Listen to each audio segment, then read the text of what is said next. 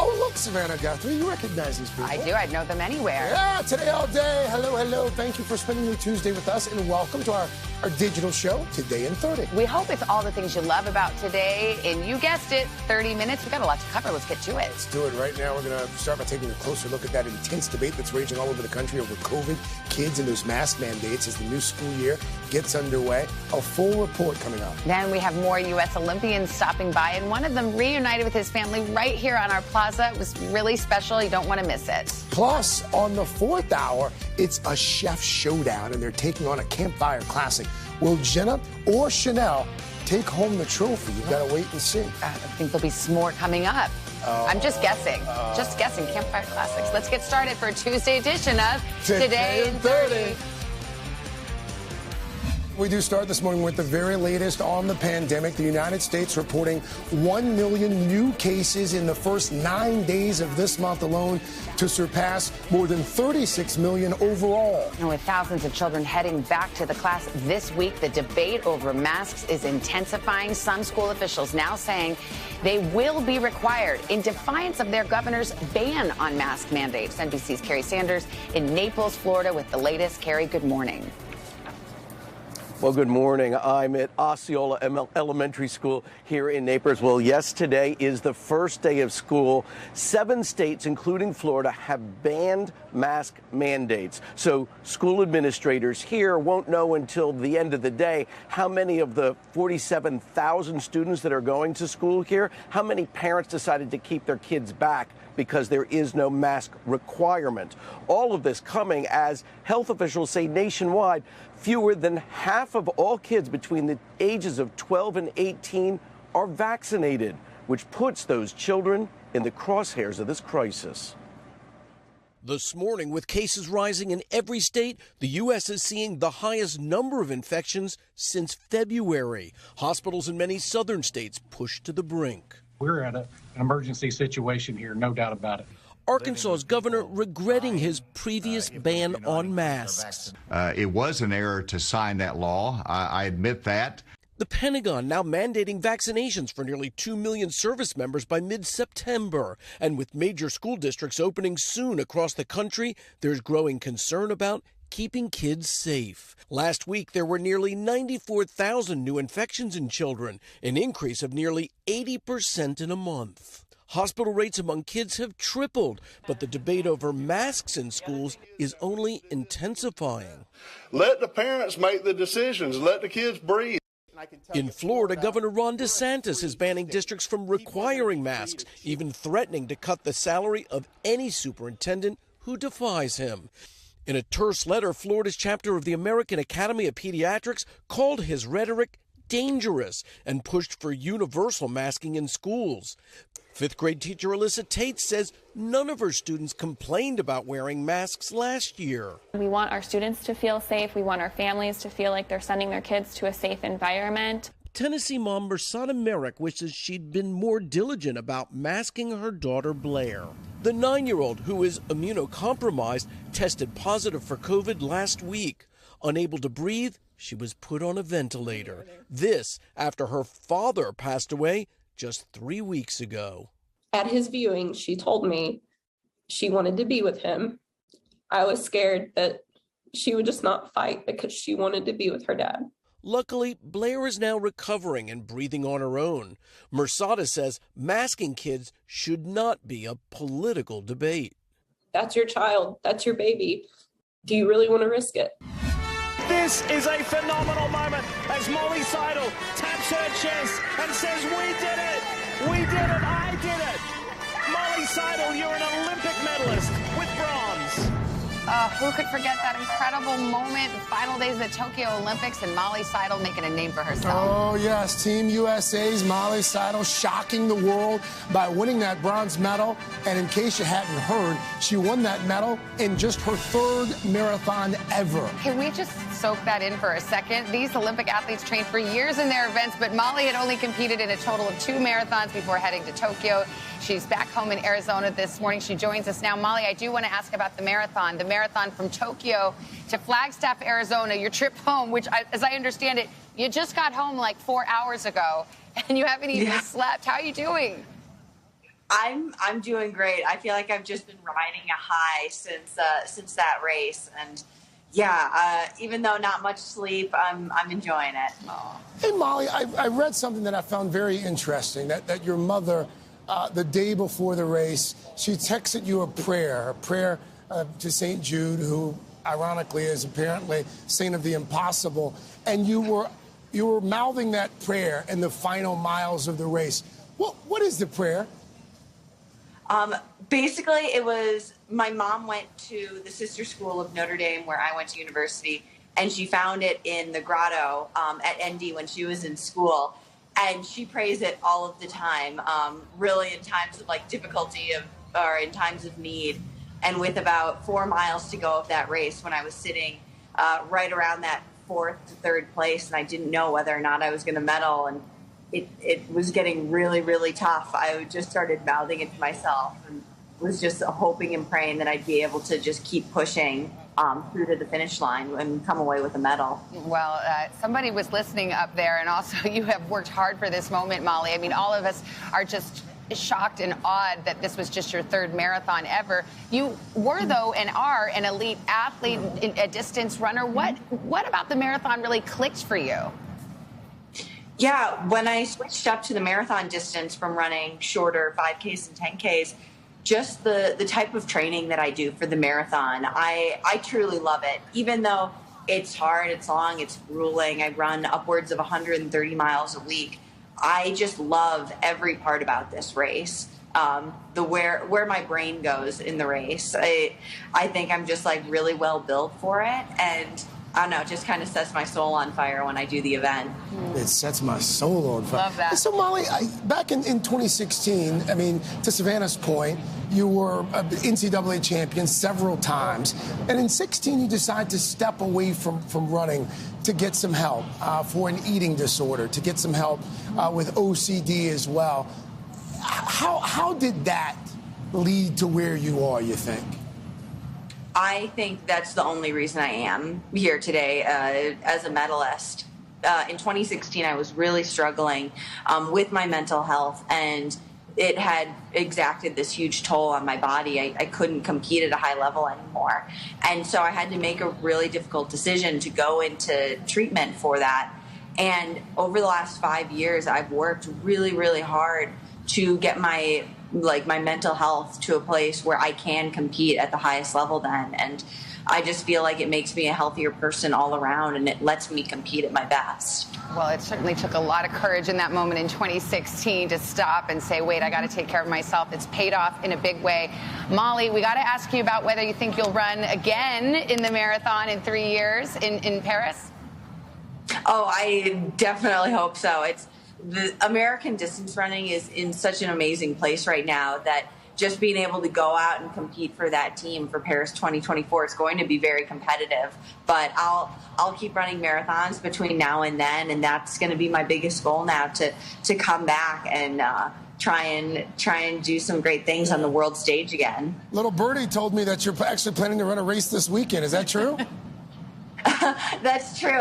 It's going to be a little bit more fun of an effort. I'm going out to Falmouth back in Boston, where I spend part of the year, and I'm going to be running the 7-mile race there for charity. Just 7. That's like a walk in the park, right, Molly?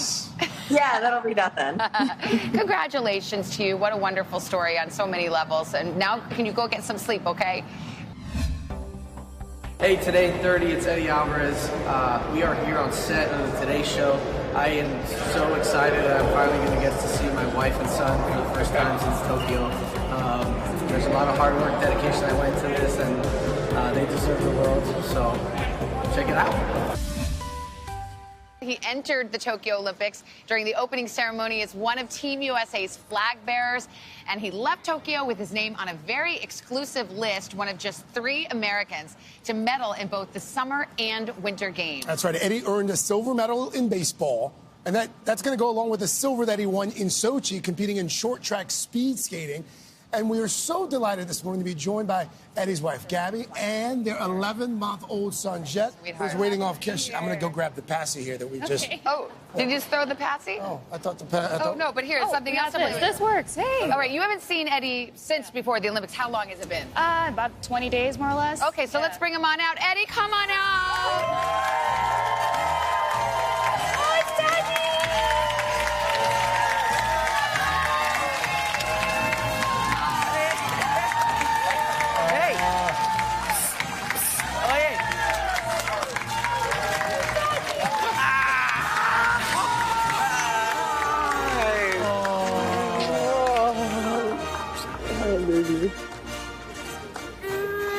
Oh, no, buddy. Hey, guys. Hi, Eddy. How are you? Have a seat. Thank you so much for having me. He's losing his stuff right now. No, he's not. He's so excited. Hi. Sorry, just one second. I know, right? He's really here. Hi, bud. What are you doing? I missed you. He's looking at me. He's like, "Wait, you're not in a phone?" Yeah. He's just taking it all in. Dad, where's my souvenir? Yeah. Where's my medal? I don't even know. I'm so overwhelmed right now. I don't even know what to do. I know. This is the moment. I mean, everything you've worked for, Eddy, and now Gabby and Jet are here. How are you feeling? Cry. No, you're making me cry. You're about to make me lose it right here. But this is an incredible moment. I appreciate everyone here to make this happen. A lot of sacrifice has gone in this journey, and to have these two next to me is pretty incredible. Gabby's been next to you a long time. She said you guys have known each other since you were school kids. Yeah. Too long. Grew up in the corner from each other. No, but she's been amazing. My #1 supporter ever since she allowed me to date her. So it's beyond over the moon, bud. Is it weird that I'm fangirling? No, you should be fangirling, Gabby. I mean, he's not only is he the Olympian, he's now a medal winner from the Winter and Summer Games, and you've been watching him since he was a kid. Does anything about this surprise you? No, not at all. He's going to wake up in 2 weeks and tell me he's going to join the NHL.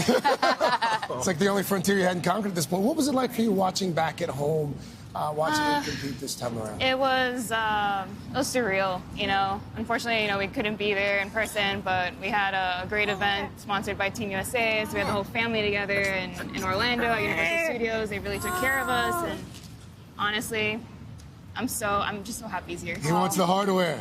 He wants the hardware. Wants the hardware. Yeah, he's going to throw it across the stage, though, if I give it to him. Totally. What do you think, sweetie? Are you going to be a speed skater or a baseball player? He's going to do whatever he wants. You had such an epic run in Tokyo. I mean, it was hot. You guys did it. Yeah. It wasn't at all assured that you guys would come out with the medal. You did so great. How does it feel now to be back and have that around your neck? Well, first of all, I mean, what an incredible group of guys Team USA put together. Shout out to them, because I wouldn't have this around my neck if it wasn't for them and their support and their talent. They did an unbelievable job, and just to be a part of it, I feel so special. This title of being the 6th person ever is, I don't think it's hit me. Well, you say 6th person ever, only the 3rd American ever. Right. More people have been on the moon. Yes. That's your wife knows. Good for you, Gabby. He brought back the medal, but SJ, I think he brought back something else. Yes, because I was going to say, another honor was being selected by your fellow athletes to be a flag bearer at these Olympics. And I heard you brought back a souvenir. You brought it? For Gabby. I brought a souvenir. Here it is. She's a big denim enthusiast. No, that's here. And it comes with air conditioning, doesn't What? it? Yeah, it's hot. It's she's been my #1 supporter. Really has kind of stuck with it with me through this whole journey, and this is the least that I can do for her since she's such an enthusiast of denim. So. Well, he thought dibs on the medals. Exactly. Well, I can't wait to see you. There'll be another. We'll be looking on Instagram, so you got to try it on. Let us see. I know you'll wear it well. Jet's looking at me because he knows I'm holding his pass. I'm going to rinse this off, but I'm going to give this right back. Exactly. We don't do the 2-second rule around here. It's too dirty. No. Yeah, buddy. Thank you so much. I'm so glad you guys shared this with us, and I know now you can have your private moments, but congratulations on everything. Thank you so much for making it happen. Thanks, guys. We're back. This is a special series that we're calling Summer On today and this morning. an adventure featuring two of our favorites here, Savannah, Guthrie, and Al Roker. We love to hit the road and buddy up. This time we went back to Hudson, New York. You may remember we did a show from there last year, just as New York State began to reopen. We were hoping to draw attention to what a wonderful community it is and what a difference a year has made. Now, our folks spend a lot of time upstate. We wanted to show you and show some love to the local businesses there. And you know, when the two of us team up, it's a good time. Al, do you like old stuff? Well, I am old stuff. The Antique Warehouse here in Hudson. Oh, yes. It's an explosion. You're mind blown? Mind blown. Old stuff, treasures. Are you ready? Antique is my life. Feast your eyes. Wow. Look at this right here. So Hollywood producers, like the Marvelous Mrs. Maisel, they come for items like this to put on their sets. They use this for the camp when they were up in the Catskills? Yes, Catskills, exactly. How are you? Paul Dorman is the co-owner of the Antique Warehouse, Hudson, New York. Items from the 18th century through the 1960s with price tags from under $100 to thousands. How's business? I think everybody's been stuck at home. They've all been decorating their homes. We've probably had the busiest year we've had in a long time. Somebody's trash is somebody's treasure. Yep. How old is this? That one's the 1930s. They call that a carousel couch. Oh, yeah. Fancy meeting you here. Wow. Hello. Come here often? Let's shop till we drop. Yeah, now you're talking.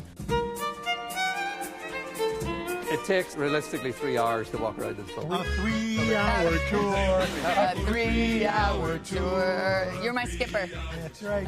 Have you been hounding Deborah to let you have a houndstooth stool? And she's back, ladies and gentlemen. Strong. Savannah's on the board. That's right. Roker won, Guthrie won. Oh, look. It's a Today Show anchor. Oh, my God. That's a souvenir to bring home for Hoda. Look at these radios. This was mass media in the 1930s. Really cool. It's the War of the Worlds. Fun, right? Oh, my gosh. Now on to something sweet. I like the sound of that.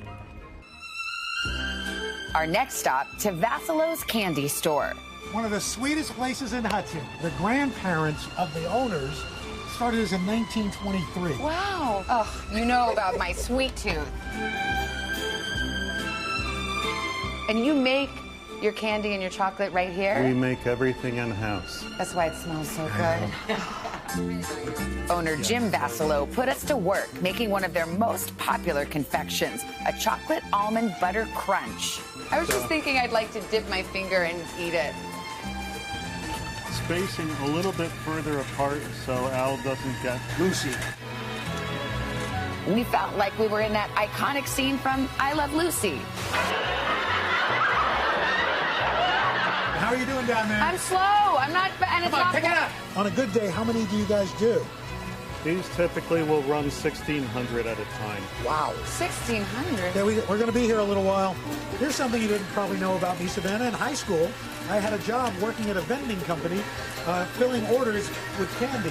Well, here's something you probably didn't know about me. In high school, I worked at a cookie store. What? And I used to scoop cookie dough. Get out. Oh, I'm down to my last two here. You taking over? Just for a minute. Go for it. You're getting behind. They're trapped. Come on. Come on. Yeah. Jim, I can't work like this. Oh, my God. Whew. When's break time, boss? When they're all done. Who can make a sunrise? Sweet rewards of hard work. Cheers. You do nice work. This is one of yours. Good. Hello. Thank you for having us. You know each other from the farmer's market. Yes, of course. Last summer, Al bought coffee at the farmer's market from Carolyn and her husband, Tony. When Al came over, suddenly my online business exploded. Finally, 4 months ago, their dreams of opening a charming coffee wine bar, Hudson's Roastery, became a reality. With delicious pastries imported from France and their own brand of coffee roasted weekly.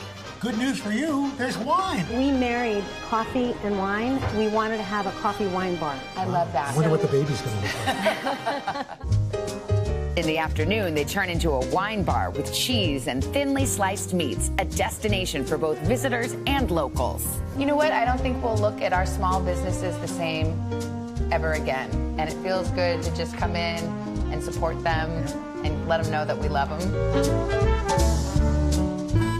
Happy to see you and hanging out. I know, can't wait. Yeah. We'll be back. Love you, Al.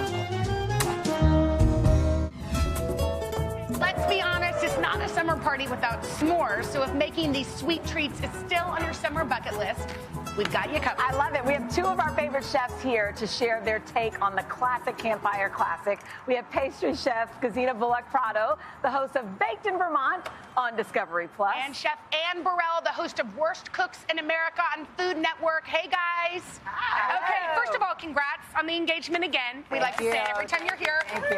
Gazina, should we cook? Let's go. Let's go. Getting out of these chairs was hard. All right, what are you going to do? Tell us what we're going to make. It's a little sweaty Betty right now, and that's why we're doing this. Okay. So we're doing an ice cream cake a la s'more. Yum. So you get back from the grocery store, you have your ice cream, you Okay. take a knife or in a little offset. You want it to do that. do you want it melted? A little melty. Okay. So it's right when you get home from the grocery store, and then you shove Oh these my gosh. Look how easy that is. Look, we can do You this. Shove them in. Okay. Shove it. And how many layers do you want? As many as you want. I want 3 or 4. As many as you want. Okay. How Shove cute them in is there. that? See, look how. So this is, when you get back from the grocery store, Yes. everything's melty. This is the time to do it. Okay. And then you crush up a few with your anger and your rage. And then so this is great for if you're having a hot girl summer or a hot flat summer.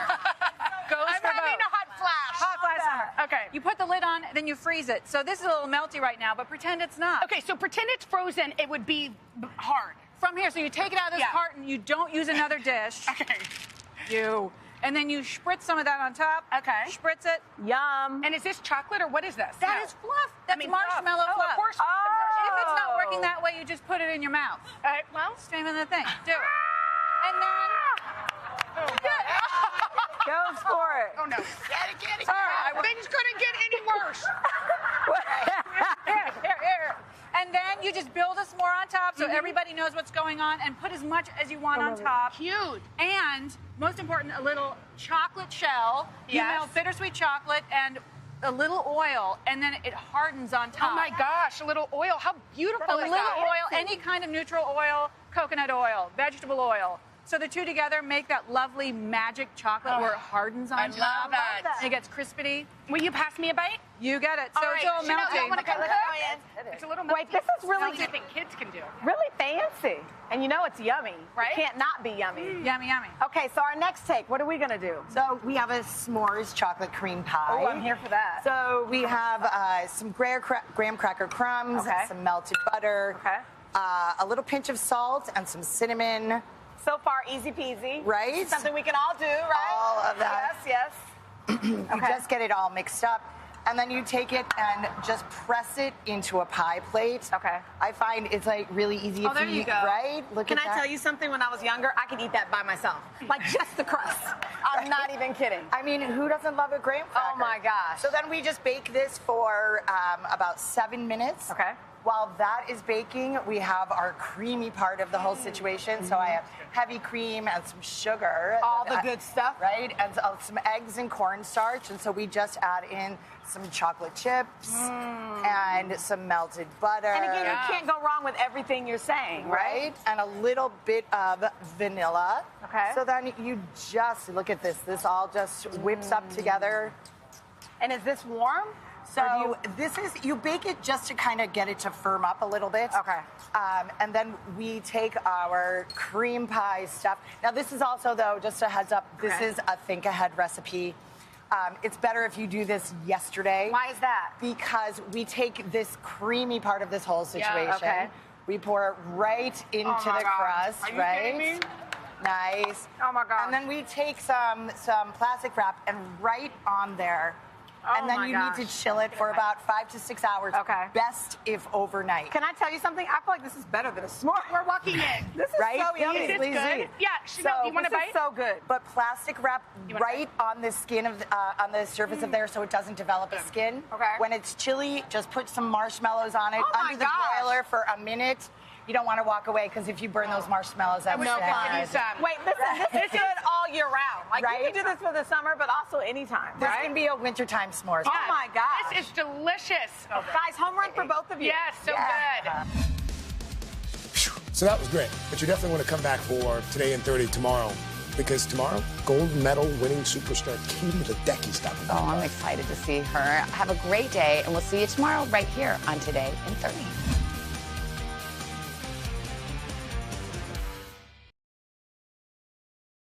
Hey, thanks for watching our YouTube channel. Find your favorite recipes, celebrity interviews, uplifting stories, shop our favorite deals, and so much more with the Today app. Download it now.